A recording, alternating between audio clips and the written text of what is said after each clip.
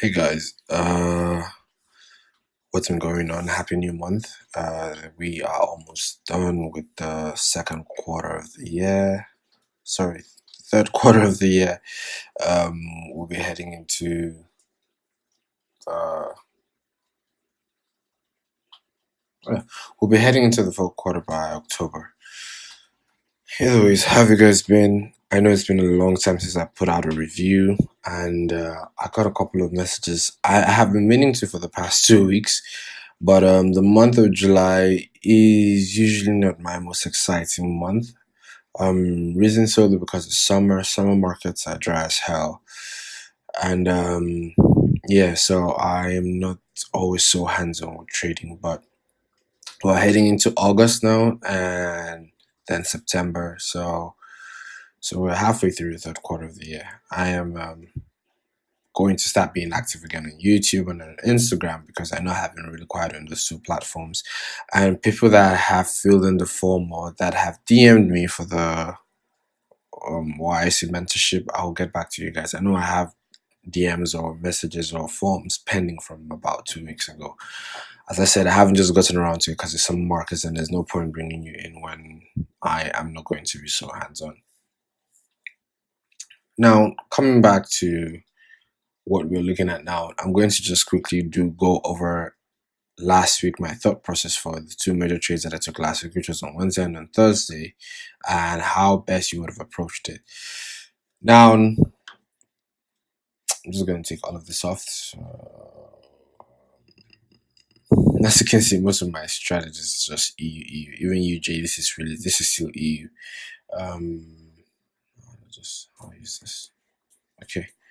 So now we're going to first start with the weekly outlook. Now, the first thing I noticed from the weekly was this nice order block here. This, for me, prior to FOMC on Wednesday, this is where I wanted to see price draw itself into.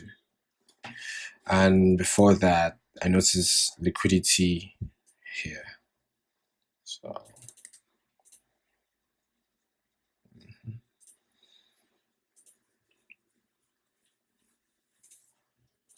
let's use blue.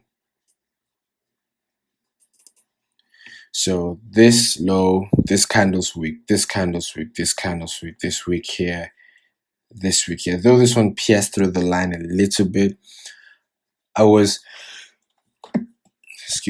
looking for something more prominent. So basically a big wick that would pierce through all these lows here, all this flat market that we have here.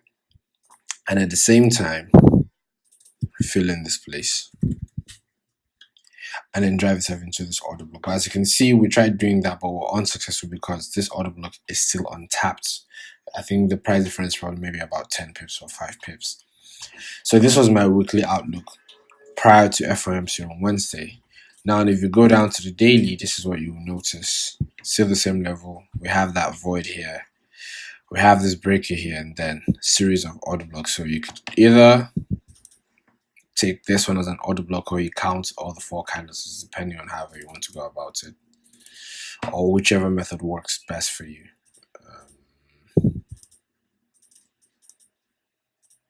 So now that's the daily. Now we'll go into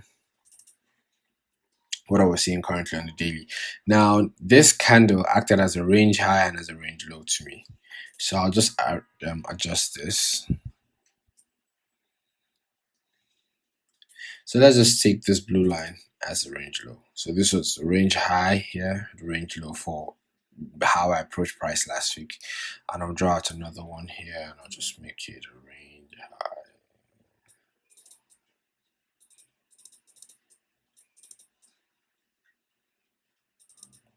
So range high, range low. Now I'm going to the H4. You have this. So approaching last week, this was my range high, this was my range low.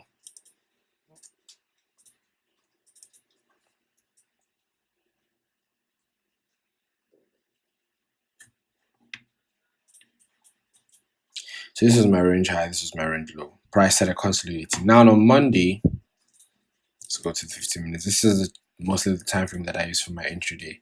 So now on Monday, I tried taking a trade somewhere on it. I tried going short because I wanted to quickly see this range low get taken and then see price run up, taking out the range high and then driving itself into the H4OB. That was my thought process on Monday, and I got stopped out. So Monday, yes, Monday was a losing day for me.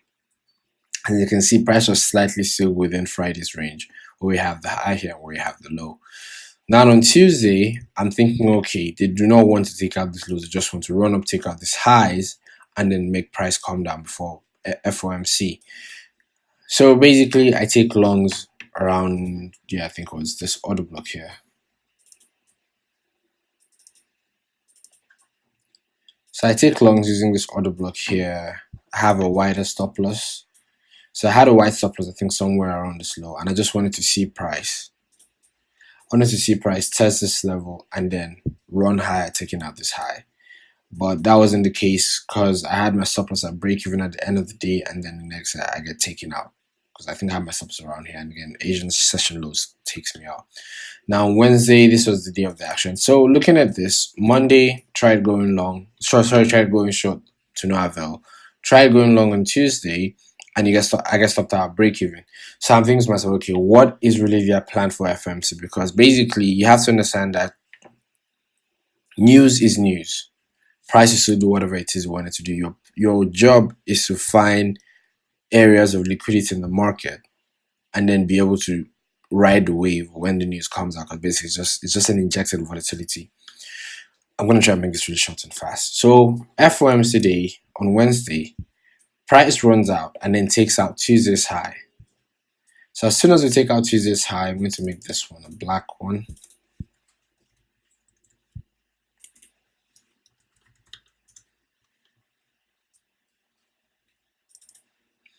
So now as soon as we take out Tuesday's high,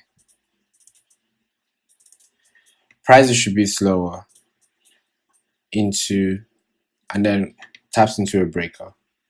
So prices should be slower, taps into a breaker, and then after tapping into that breaker, we keep on distributing lower. And as we're distributing lower, what you notice is that we get a second breaking structure here.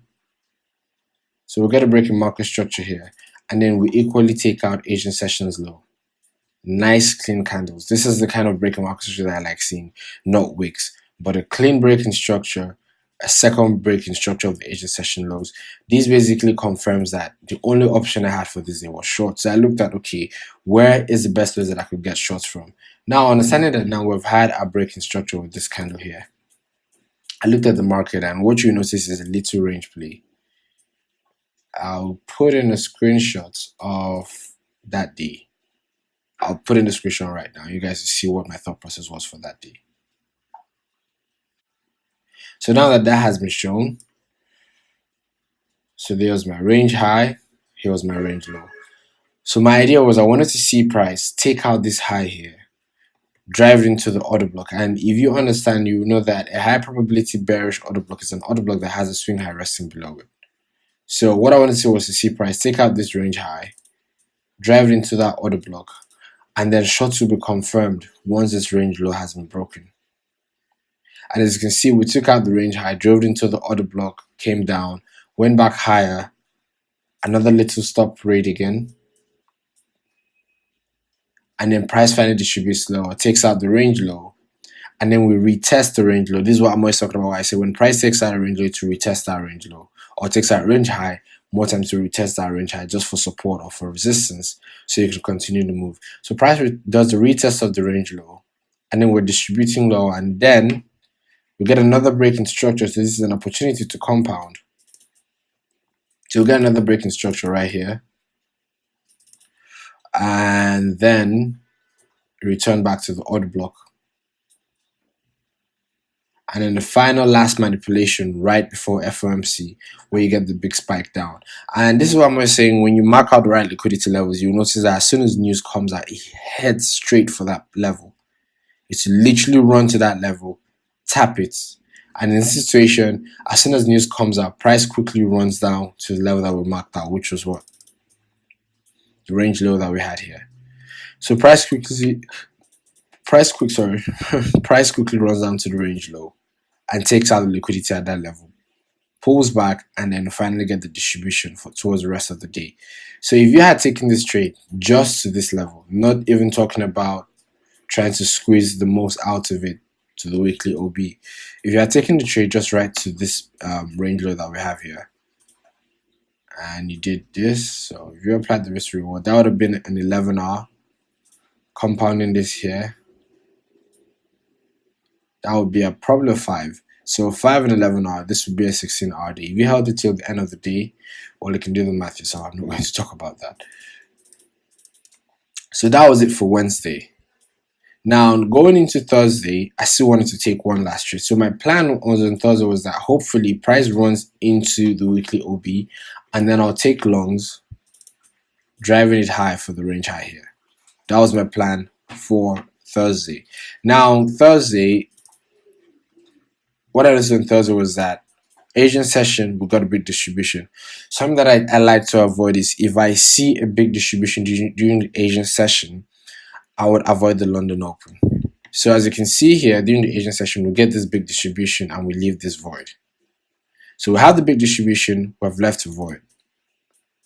We've left a void, we have gotten the big distribution, we've taken out the previous day's low. So I just avoided the whole of London Open, right? And I waited for New York Open. Now, New York Open for me starts 12 p.m. my time, so 12 p.m. London time. That's what I take for my New York Open. So that's going to be 14:00 because my broker is 2 hours ahead of my time. Now, my idea was, okay, if I'm to take a trade on Thursday, where would I want to position myself? Initially, I was thinking I would go short, but then I realized this whole move and then this extra distribution today, though we haven't tapped into this weekly OB yet, there is an exhaustion, right? Price is tired at this point. There's an exhaustion of price, and I wanted to see contraction and then basically bullish price action. So now, contraction, bullish price action. Next thing I wanted to watch out for was to validate my idea for being longs. Basically, is there liquidity above market? And quickly I noticed we have this here.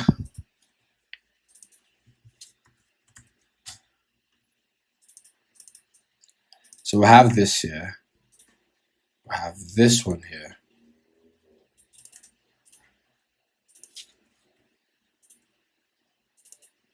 So as you can see, flat, flat, flat, flat, flat. 1, 2, 3, 4, 5. 5 candles, same level.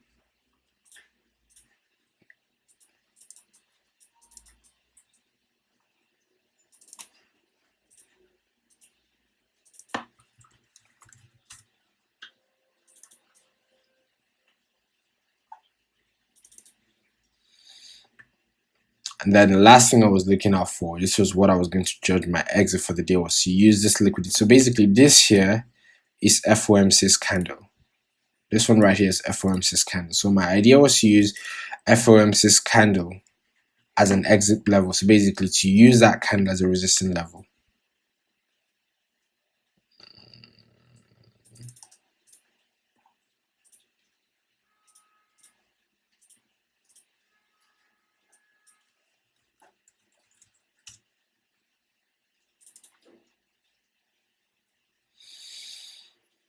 So now you have this level of stops, you have the void, also you have this other void here created from FOMC, but my whole idea was just the void of the Asian session low, the stops that we had above basic Asian session highs here, and then using this particular candle here,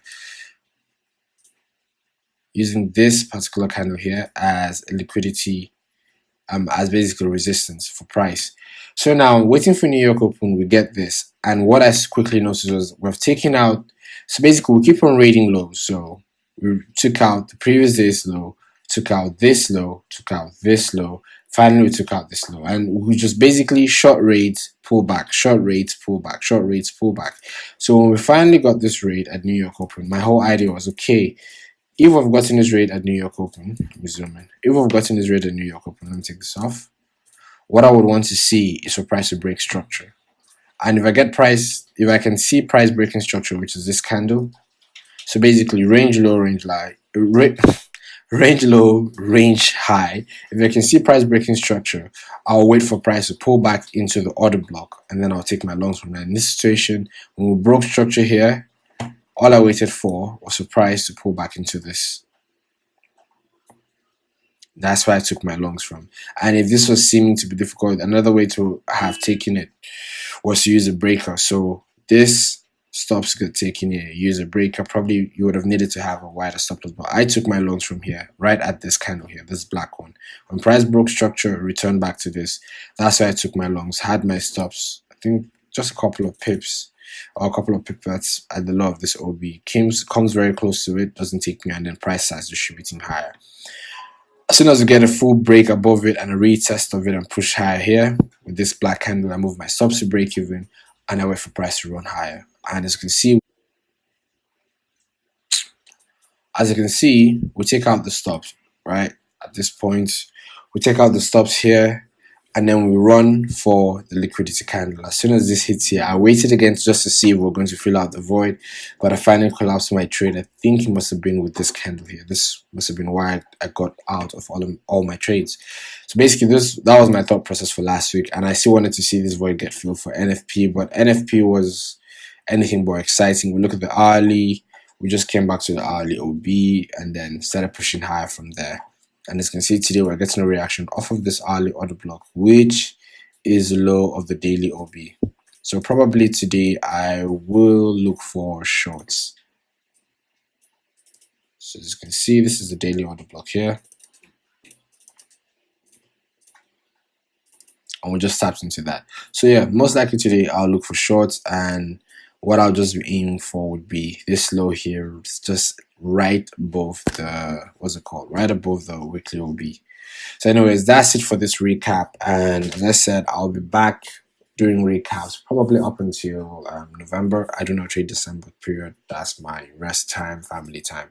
But yeah, I hope this makes sense to you guys. Ask questions and leave comments, likes, subscribe, tell a friend. All right, I'll catch you guys some other time. All right, bye-bye.